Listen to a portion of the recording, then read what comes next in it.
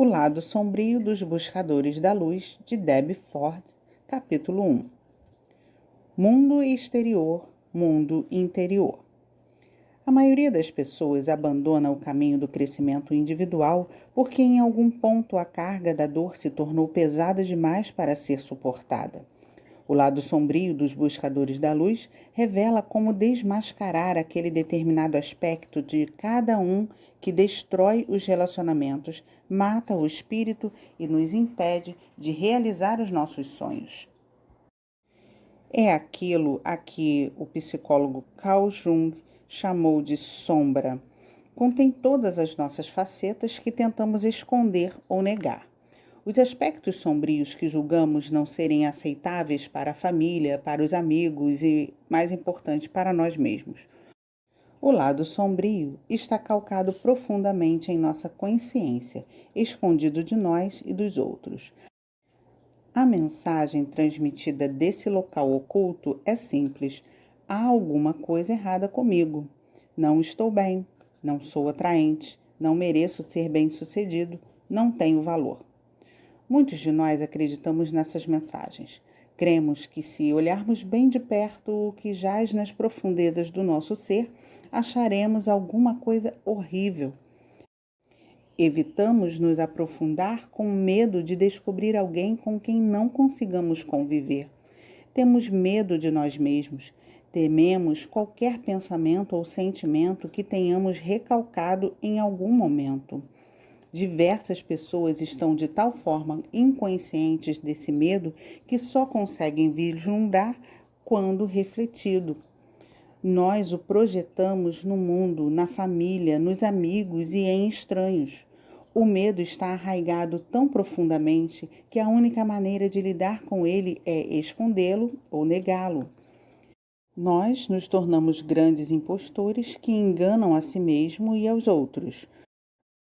Somos tão bons nisso que realmente esquecemos que estamos usando máscaras para esconder nossas personalidades autênticas.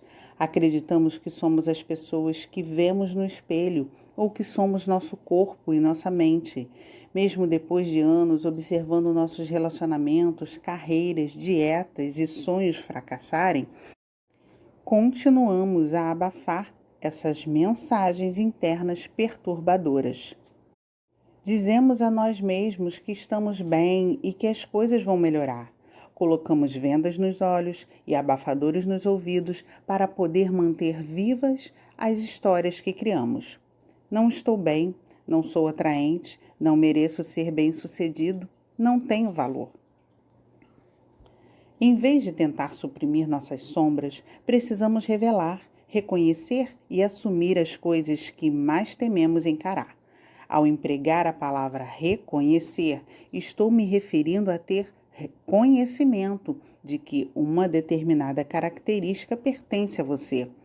A sombra é que detém as pistas, diz o conselheiro espiritual e escritor Lazares. Ela também possui o segredo da mudança, mudança que pode chegar ao plano celular ou até mesmo afetar o seu DNA. Nossas sombras são detentoras da essência daquilo que somos. Guardamos os nossos bens mais preciosos.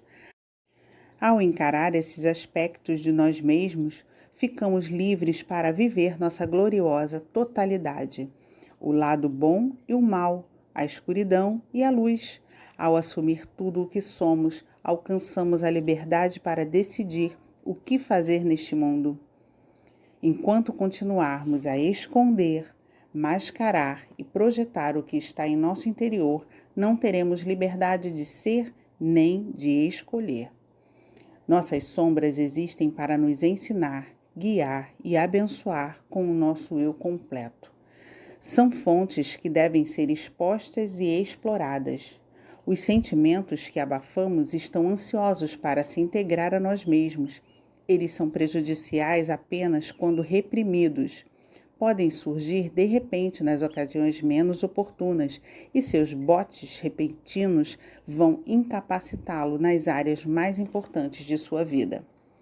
Sua vida se transformará quando você fizer as pazes com a sua sombra.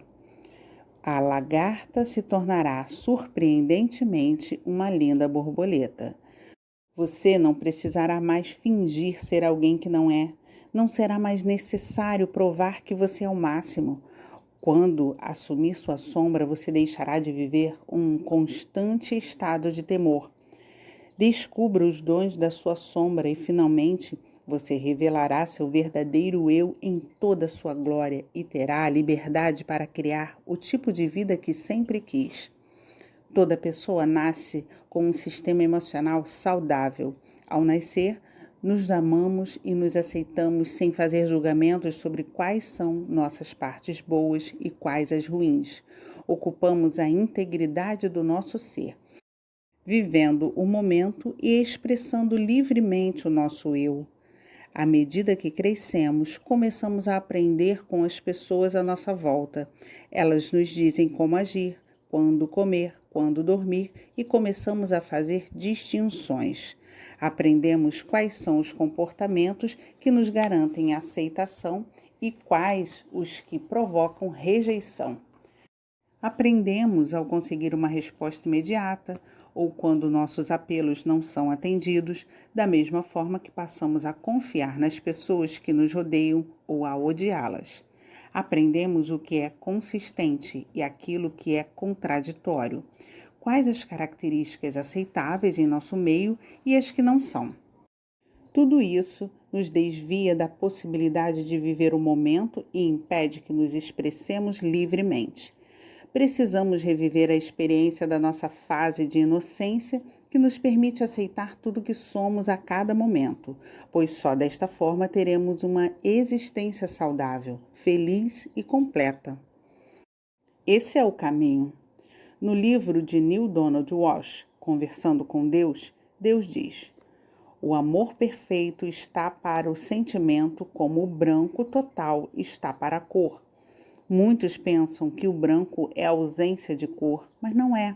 Na verdade, é a abrangência de todas as cores. O branco é feito de todas as cores combinadas. Assim, também, o amor não é falta de emoção, ódio, raiva, desejo, ciúme, dissimulação, mas a soma de todos os sentimentos. É a soma total, o montante agregado, o todo. O amor é abrangente, aceita toda a ordem de emoções humanas, as emoções que escondemos e aquelas que tememos. Jung disse certa vez: prefiro sentir-me inteiro do que ser bom. Quantos de nós traíram a si mesmos para serem bons, amados, aceitos? A maioria das pessoas foi educada para acreditar que tem boas e más qualidades. Portanto, para serem aceitas, são obrigadas a se livrar das más qualidades, ou pelo menos ocultá-las.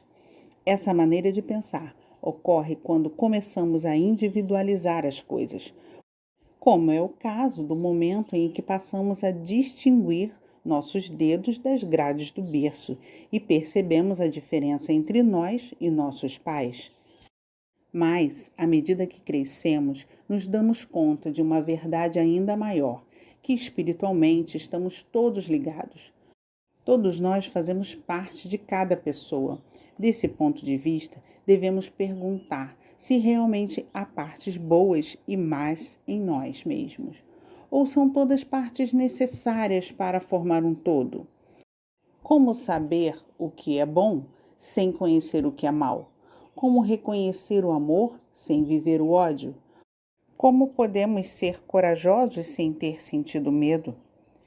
O modelo holográfico do universo nos dá uma visão revolucionária da relação entre o mundo interior e o exterior. Segundo essa teoria, cada pedaço do universo, não importa em quantas fatias nós o dividirmos, contém a inteligência do todo. Nós, como seres humanos, não estamos isolados e dispersos.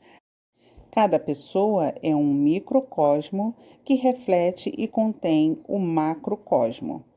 Se isso for verdade, diz o pesquisador de mentes Stanislav Grof, então todos nós temos potencial para ter acesso experimental, direto e imediato a virtualmente qualquer aspecto do universo, estendendo nossas capacidades bem além do alcance de nossos sentidos. A marca impressa do universo inteiro está contida em todos nós, como declara Deepak Chopra. Não estamos no mundo, mas o mundo está dentro de nós. Cada um possui todas as qualidades humanas. Podemos ser tudo aquilo que vemos ou concebemos, e o propósito da nossa jornada é restaurar a integridade individual. O santo e o cínico, o divino e o diabólico, o corajoso e o covarde, todos esses aspectos permanecem latentes em nós e vão agir, se não forem reconhecidos e integrados em nossa psique. Muitas pessoas têm medo tanto da luz quanto da escuridão. Temem olhar para dentro de si mesmas e o temor levanta muros tão espessos que perdemos a noção de quem realmente somos. O lado sombrio dos buscadores da luz trata do trabalho a ser feito para atravessar esses muros, derrubar as barreiras que construímos e olhar, talvez pela primeira vez, para verificar quem realmente somos e o que estamos fazendo aqui. Ao ler este livro, você embarcará numa viagem que mudará sua maneira de enxergar a si mesmo, os outros e o mundo. Abrirá seu coração e o encherá de respeito e compaixão por sua própria humanidade. O poeta persa Rumi dizia: por Deus, quando você enxerga sua própria beleza, torna-se o ídolo de si mesmo. Nestas páginas, apresenta um processo para você descobrir o seu verdadeiro eu. Jung, antes de mais nada, usou a palavra sombra para se referir àquelas partes da nossa personalidade que foram rejeitadas por medo, ignorância, vergonha ou falta de amor. Sua noção básica de sombra era simples. A sombra é aquela pessoa que você não gostaria de ser.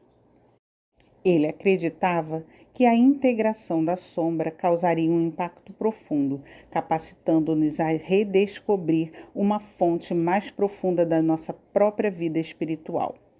Para fazer isso, dizia Jung, somos obrigados a lutar com o mal, confrontar a sombra para integrar o diabo. Não temos outra escolha.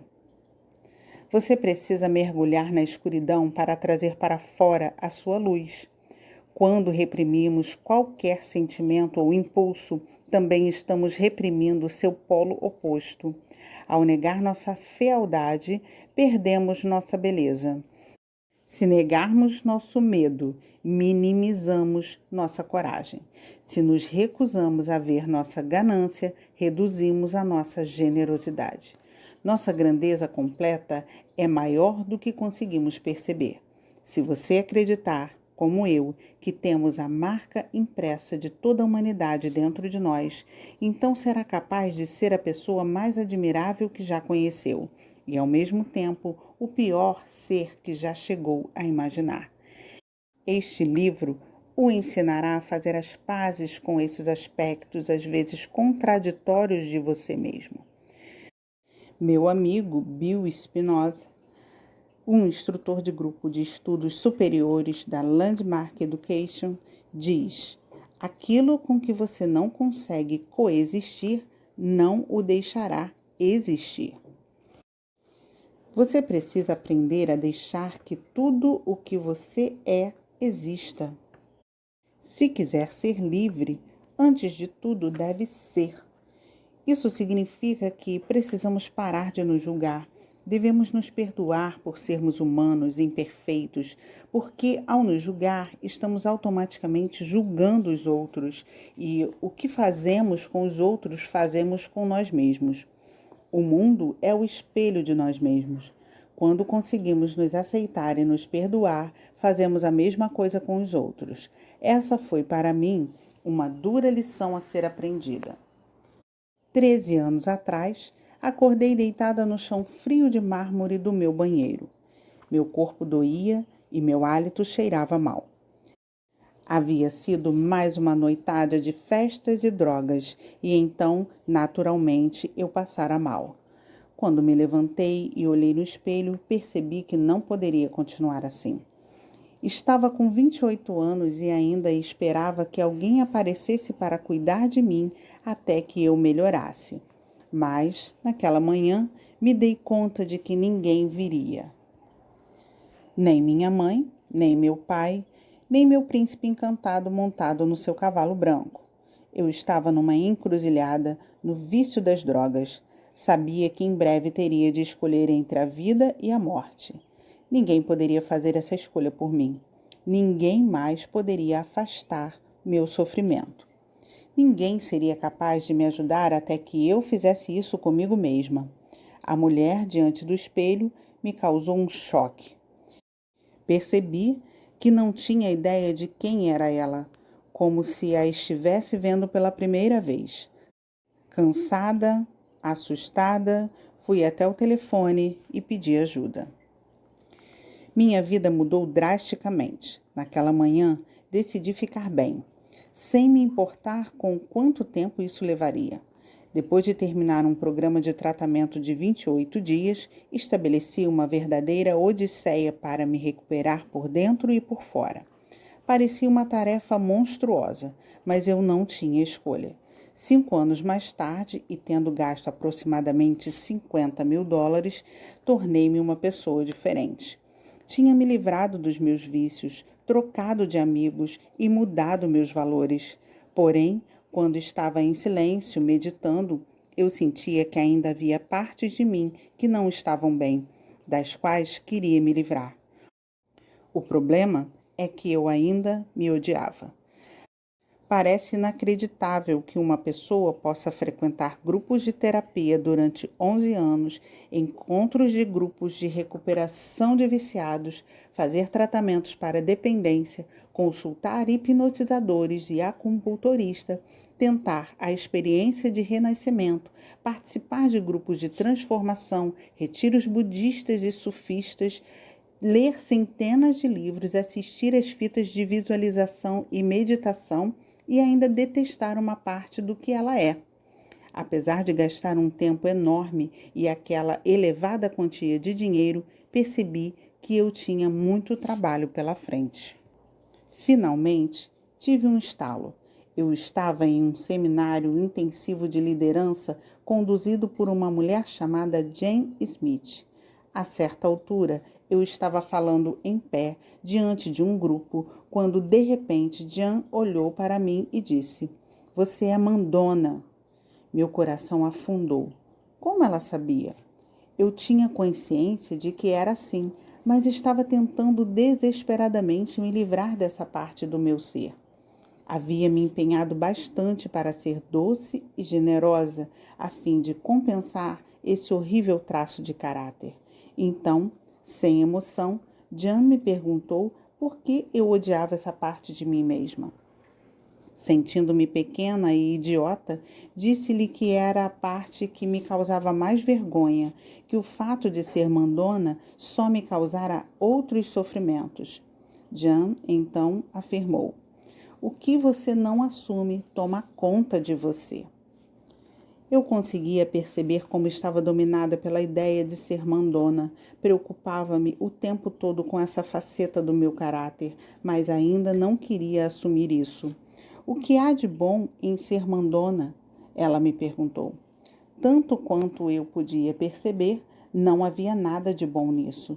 Mas ela disse então: "Se você estivesse construindo uma casa e os empreiteiros houvessem estourado o orçamento e a obra apresentasse um atraso de 3 semanas, você acha que ajudaria a ser um pouquinho mandona?"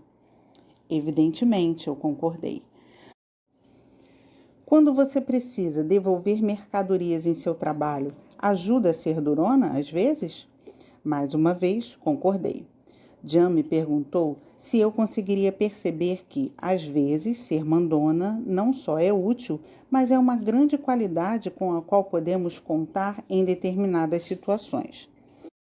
De repente, esta parte de mim mesma, que eu tentara desesperadamente esconder, negar e suprimir, ficou liberada. Todo o meu corpo pareceu diferente. Era como se eu tivesse tirado um enorme peso de meus ombros. Jean havia captado esse aspecto da minha personalidade e me mostrara que isso era um talento e não algo de que eu devesse me envergonhar. Se eu permitisse que essa parte existisse, não precisaria mais representar. Seria capaz de usá-la em vez de ser usada por ela. Depois desse dia, minha vida nunca mais foi a mesma.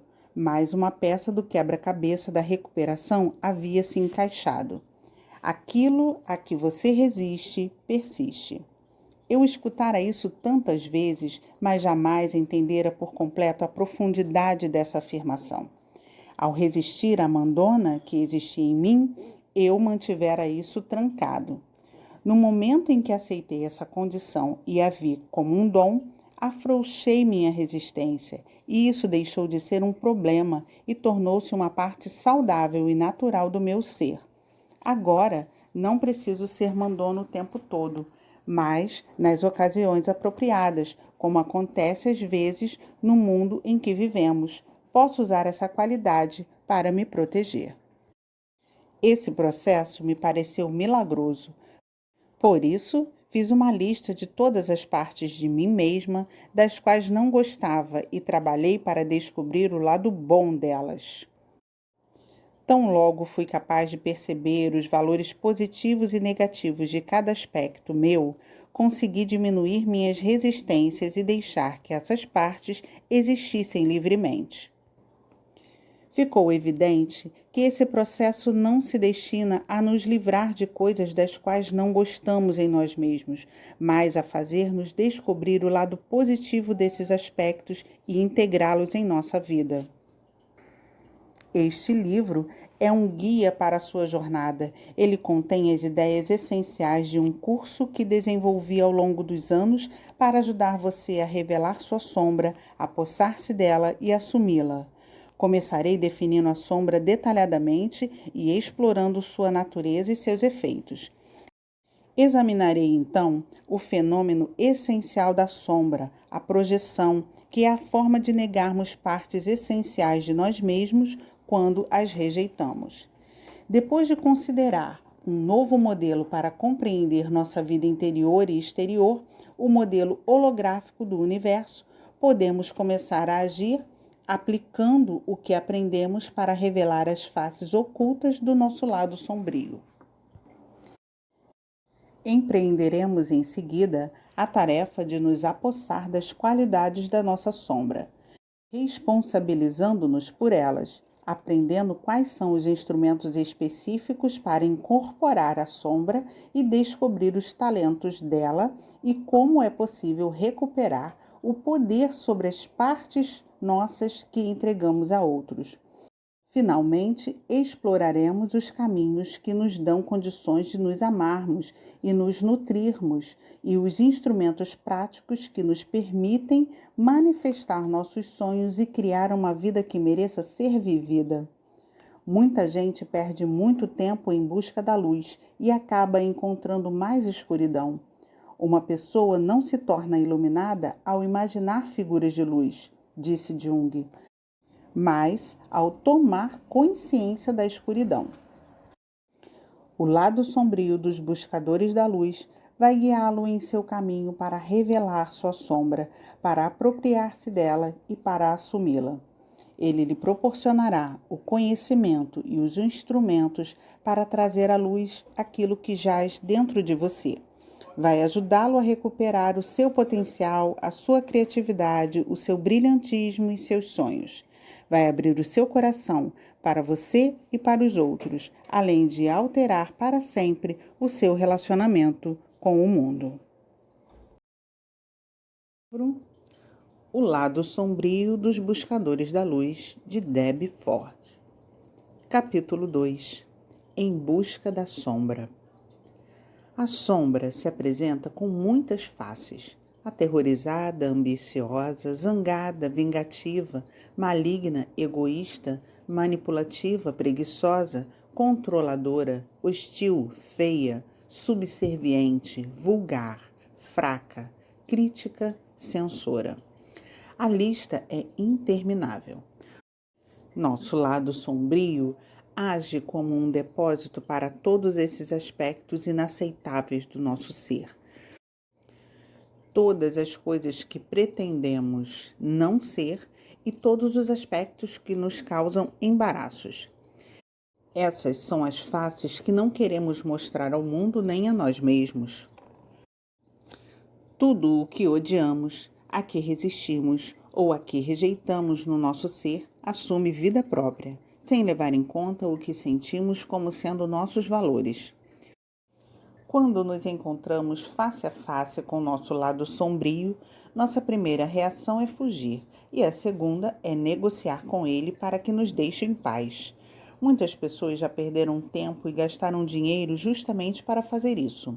Ironicamente, são os aspectos escondidos que rejeitamos os que mais necessitam de atenção. Ao trancar as partes das quais não gostamos, sem saber, estamos encerrando nossos mais valiosos tesouros. Esses valores estão ocultos onde menos esperaríamos encontrá-los. Estão ocultos na escuridão. Esses tesouros tentam emergir desesperadamente e chamar nossa atenção, mas estamos condicionados a recalcá-los. Como bolas gigantes mantidas debaixo d'água, esses aspectos irrompem a superfície toda vez que aliviamos a pressão. Ao tomar a decisão de não deixar que algumas partes de nós mesmos existam, somos obrigados a gastar enormes quantidades de energia para mantê-las submersas. O poeta e escritor Robert Bly descreve a sombra como uma mochila invisível que cada um de nós carrega às costas. À medida que crescemos, vamos guardando na mochila todas as nossas características que não são aceitas pela família e pelos amigos. Bly acredita que passamos as primeiras décadas de vida enchendo a mochila e que gastamos o resto da vida tentando recuperar o que pusemos na mochila para aliviar o fardo. A maioria das pessoas tem medo de encarar e assumir o seu lado sombrio, mas é lá, na escuridão, que você encontrará a felicidade e a sensação de estar completo com o que vem sonhando há tanto tempo. Quando você usa o seu tempo para se descobrir por inteiro, abre as portas do verdadeiro esclarecimento. Uma das maiores armadilhas da era da informação é a síndrome do "já conheço isso". Com frequência, o conhecimento nos impede de viver a experiência em nosso coração. O trabalho com a sombra não é intelectual, é uma viagem da mente ao coração. Diversas pessoas que trilham o caminho do aperfeiçoamento individual acreditam que completaram o processo, mas são incapazes de enxergar a verdade sobre si mesmas. Muitos de nós almejam ver a luz e viver a beleza do seu eu mais elevado, mas tentamos fazer isso sem integrar nosso ser. Não podemos ter a experiência completa da luz sem conhecer a escuridão. O lado sombrio é o porteiro que abre as portas para a verdadeira liberdade. Todos devem estar atentos para explorar e expor continuamente esse aspecto do ser. Quer você goste ou não, sendo humano, você tem uma sombra. Se não consegue vê-la, pergunte a alguém da família ou às pessoas com quem trabalha. Eles vão indicá-la para você. Pensamos que nossas máscaras mantêm nosso eu interior escondido, mas todas as vezes que nos recusamos a reconhecer aspectos nossos e quando menos esperamos, ele dá um jeito de erguer a cabeça e fazer-se conhecido.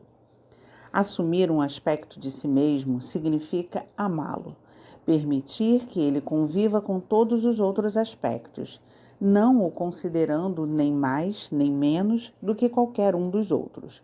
Não basta dizer, sei que sou controladora. É necessário perceber o que a controladora tem a nos ensinar, quais os benefícios que traz, e então devemos ser capazes de vê-la com respeito e compaixão. Vivemos sobre a impressão de que, para algo ser divino, tem de ser perfeito. Estamos errados. Na verdade, o correto é o oposto. Ser divino é ser inteiro, e ser inteiro é ser tudo, o positivo e o negativo, o bom e o mal, o santo e o diabo. Quando destinarmos um tempo para descobrir nossa sombra e seus talentos, compreenderemos do que Jung queria dizer com o ouro está na escuridão. Cada um de nós precisa achar esse ouro para juntar ao seu eu sagrado. Na minha infância, diziam-me que existem duas espécies de pessoas, as boas e as ruins. Como muitas crianças, trabalhei para exibir minhas boas qualidades e me esforcei para esconder as más. Queria desesperadamente me livrar de todas as partes do meu ser que eram inaceitáveis para minha mãe, meu pai, minha irmã e meu irmão. Quando eu já estava um pouco mais velha, outras pessoas entraram em minha vida com todas as suas opiniões e percebi que teria de esconder ainda mais coisas que faziam parte de mim mesma. À noite, eu costumava ficar acordada, tentando imaginar por que eu era uma garota tão ruim. Como era possível que eu houvesse sido amaldiçoada com tantos defeitos? Preocupava-me com minha irmã e meu irmão, que também tinham muitas deficiências a superar. No momento em que qualquer um de nós mostrasse a menor falha, estaríamos em apuros. Diziam-me que as pessoas que estavam na cadeia haviam ido para lá porque tinham defeitos que os puseram em dificuldades. Eu queria me assegurar de que não acabaria olhando minha família e meus amigos por trás das grades. Logo imaginei que a melhor forma para ser aceita era esconder meus aspectos indesejáveis, o que às vezes significava ser obrigada a mentir. Meu sonho era ser perfeita, para que eu fosse amada. Assim, quando não escovava os dentes, eu mentia. Quando comia além da parte que me cabia dos biscoitos, eu mentia. E quando batia em minha irmã, eu mentia. Assim, aos 3 ou 4 anos de idade, eu já não percebia que mentia, porque estava mentindo para mim mesma. Diziam-me: não seja brava, não seja egoísta, não seja mesquinha, não seja gulosa, não seja. Foi a mensagem que guardei dentro de mim. Comecei a acreditar que era má, porque às vezes eu era mesquinha, ou ficava brava, ou então queria todas as bolachas. Achava que, para sobreviver em minha família e neste mundo, eu teria de me livrar desses impulsos. Foi isso que eu fiz. Aos poucos, eu os expulsei para lugares tão remotos da minha mente que me esqueci completamente que eles estavam lá. Essas más qualidades tornaram-se minha sombra. E quanto mais velha eu ficava, mais para trás eu as empurrava. Quando cheguei à adolescência, tinha reprimido tanto de mim mesma que me tornara uma bomba relógio ambulante, esperando para explodir em cima de qualquer um que cruzasse meu caminho. Juntamente com as minhas chamadas más qualidades, eu também sufocara seus opostos positivos. Nunca pude viver o meu eu bonito, porque perdi muito tempo tentando esconder minha fealdade. Jamais me senti boa em relação à minha generosidade, porque era apenas uma máscara para encobrir minha mesquinhez. Mentia sobre quem eu era e mentia a mim mesma sobre o que eu era capaz de realizar, perder o acesso a tudo o que eu era. Como eu trabalhara com tanto afinco para me reprimir, não tinha paciência com os outros que estivessem expondo suas imperfeições. Tornei-me intolerante e crítica. Diante do meu julgamento, ninguém era bom o bastante. O mundo era um lugar terrível e todos estavam metidos em encrenca. Eu achava que o meu problema surgira porque eu nascera na família errada. Tivera os amigos errados, meu rosto e meu corpo não eram o que deveriam ser, eu morava na cidade errada e frequentava a escola errada. Eu acreditava verdadeiramente, do fundo do coração, que essas circunstâncias externas eram a causa da minha solidão, da minha raiva e da minha insatisfação. Eu pensava, se eu, pelo menos, houvesse nascido rica como merecia, tivesse morado na Europa e frequentado melhores escolas, ou se, pelo menos, tivesse as roupas certas e uma poupuda conta bancária, meu mundo seria maravilhoso, todos os meus problemas desapareceriam. Eu caíra na armadilha tão conhecida do se pelo menos isso fosse como aquilo, tudo estaria bem. Eu estaria bem. Essa ilusão não durou muito. Quando a fantasia se extinguiu, eu me deparei com meu pior pesadelo. Descobri que tudo o que eu era eu, uma mulher magricela, imperfeita, de classe média, zangada e egoísta. Levei 17 anos para chegar a um acordo a respeito de tudo o que eu sou. O lado brilhante e belo, o falho e o imperfeito. E até hoje ainda há aspectos que precisam ser trabalhados. A razão para trabalharmos a sombra é que só assim conseguiremos nos sentir inteiros, poremos um fim ao sofrimento e deixaremos de nos esconder de nós mesmos. Depois de fazer isso, podemos parar de nos esconder do resto do mundo. Nossa sociedade nutre a ilusão de que todas as recompensas vão para os que são perfeitos, mas muitos estão percebendo que tentar ser perfeito é bastante custoso. As consequências de tentar se equiparar à pessoa perfeita podem nos destruir física, mental, emocional e espiritualmente. Tenho trabalhado com tantas pessoas boas que sofrem de males diversos, vícios, depressão, insônia, problemas em seus relacionamentos. Pessoas que nunca ficam bravas, jamais se colocam em primeiro lugar, nem mesmo rezam por si mesmas. Algumas partes de seus corpos estão tomadas pelo câncer e elas não sabem por quê. Enterrados em seus corpos, socados no fundo de suas mentes, estão todos os seus sonhos, sua raiva, sua tristeza, seus desejos. Elas foram criadas para se colocar por último, porque é o que fazem as pessoas de bem. A coisa mais difícil para elas é se libertar desse condicionamento e descobrir quem são na verdade, porque elas merecem amar a si mesmas, receber perdão e compaixão e também poder expressar sua raiva e seu egoísmo. Dentro de nós mesmos, possuímos todas as características e seu polo oposto, todas as emoções e impulsos. Temos de nos revelar, apropriar-nos do que somos e incorporar tudo isso, o bom e o mal, a escuridão e a luz, o forte e o fraco, o honesto e o desonesto. Se você pensa que é fraco, precisa ir em busca do seu oposto e descobrir sua força. Se você é dominado pelo medo, deve mergulhar e encontrar sua coragem. Se você é uma vítima, tende a encontrar o algoz dentro de si mesmo. É seu direito de nascença ser inteiro, ser por completo. Basta apenas uma mudança em sua percepção, uma abertura em seu coração. Quando você diz, eu sou isso, para o aspecto mais profundo, mais sombrio de você mesmo, então está apto a alcançar a verdadeira luz. Apenas quando aceitamos inteiramente a escuridão, somos capazes de assumir a luz. Ouvi dizer que o trabalho da sombra é a trilha do guerreiro do coração. Ela nos leva para um lugar novo em nossa mente, onde somos obrigados a abrir o coração para nosso eu completo e para toda a humanidade. Num seminário recente, uma mulher se levantou chorando. Chamava-se Audrey e estava em desespero.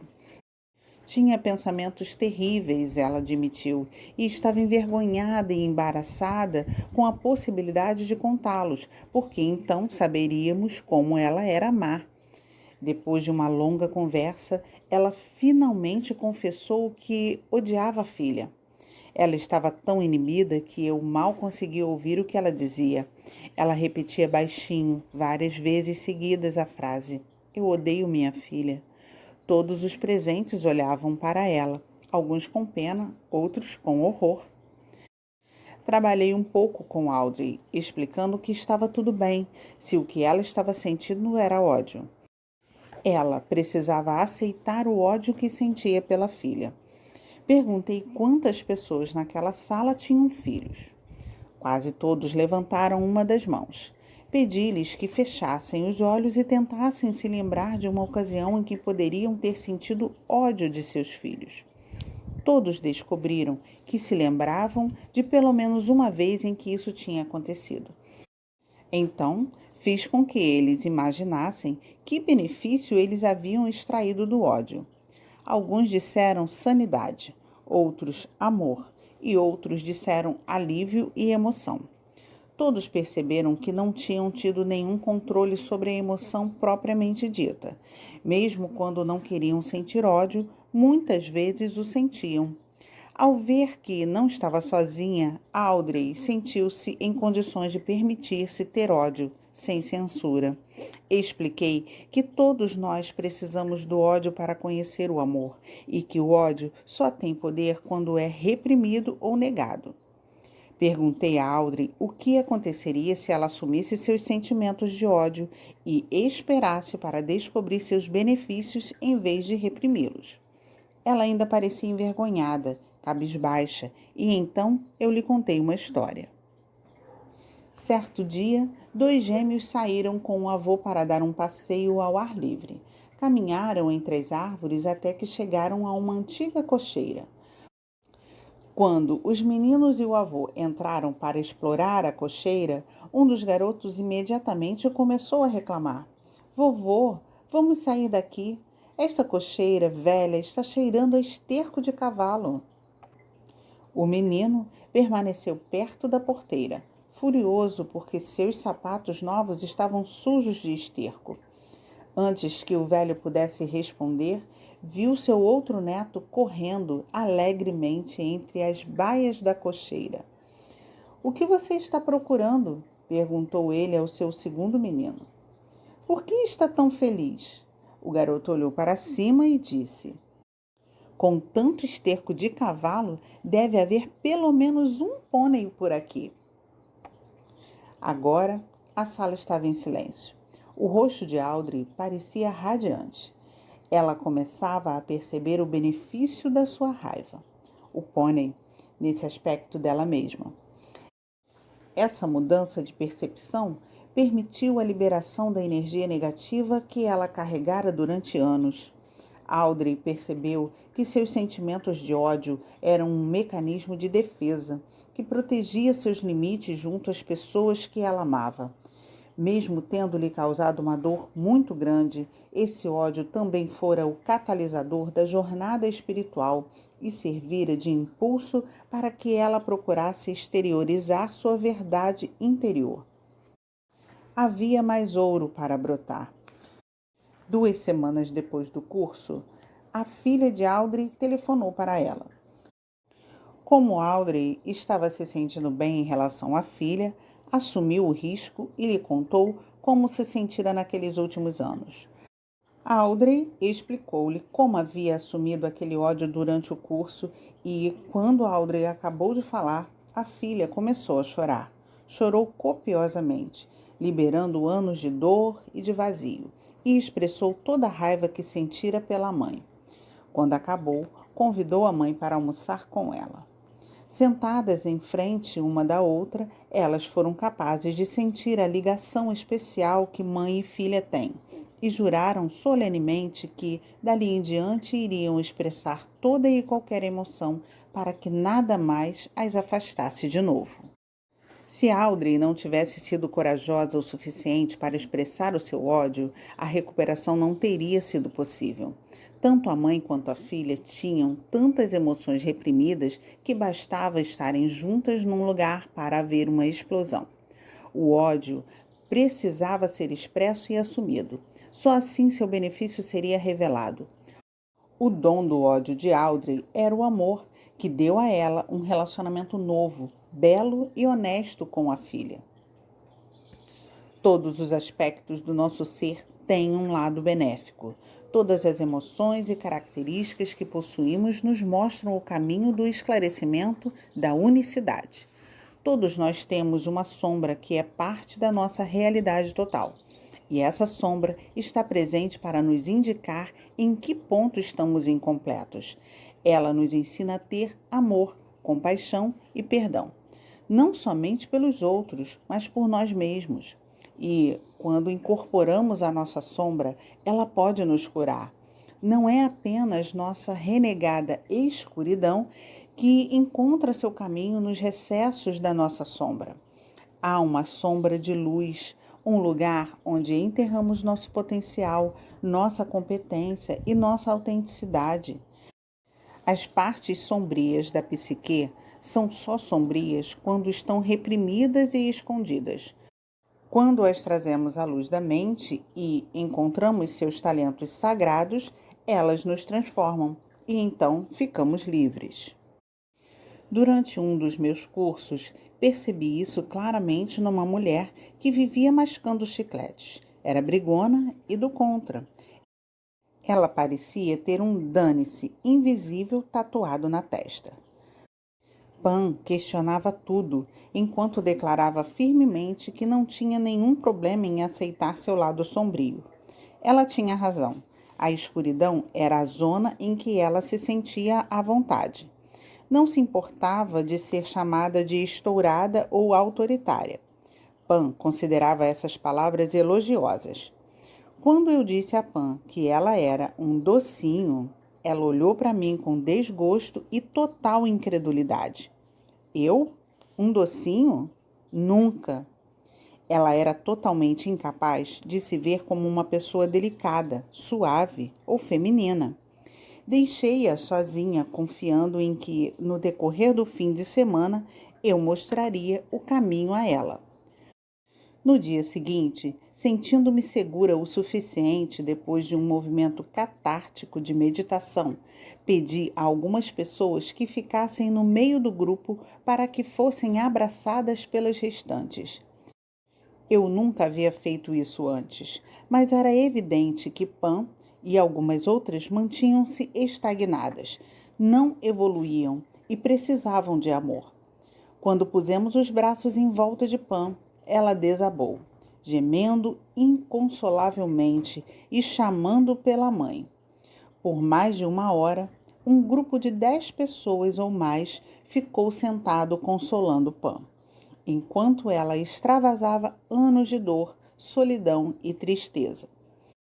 Embora parecesse que as lágrimas dela jamais acabariam, Pan rendeu-se, afinal, e nos permitiu amá-la incondicionalmente. Mais tarde, descobri que ela havia sido abandonada quando era criança e nunca se encontrara com sua mãe. Não tinha nem mesmo uma foto sua do tempo de bebê. Na verdade, ela encontrara um detetive particular que tentara localizar sua mãe naqueles últimos anos. No último dia do curso, Pan estava assumindo e incorporando suas qualidades ternas e gentis.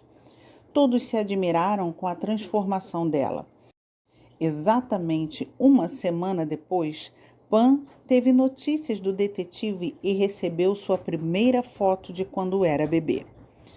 2 semanas depois, ele localizou a mãe de Pan e as duas conversaram pela primeira vez. Uma vez incorporada à sombra, ela pôde ser curada. Quando está sã, ela se converte em amor. Se o ouro se encontra na escuridão, muitos de nós o têm procurado no lugar errado. Como Deepak Chopra diz com frequência, dentro de cada ser humano há deuses e deusas em embrião com um único desejo: eles querem nascer. Ansiamos por ver as sementes da nossa divindade florescer, mas esquecemos que toda semente necessita de solo fértil para crescer. Aquele lugar escuro, terroso e essencial dentro de nós é a nossa sombra.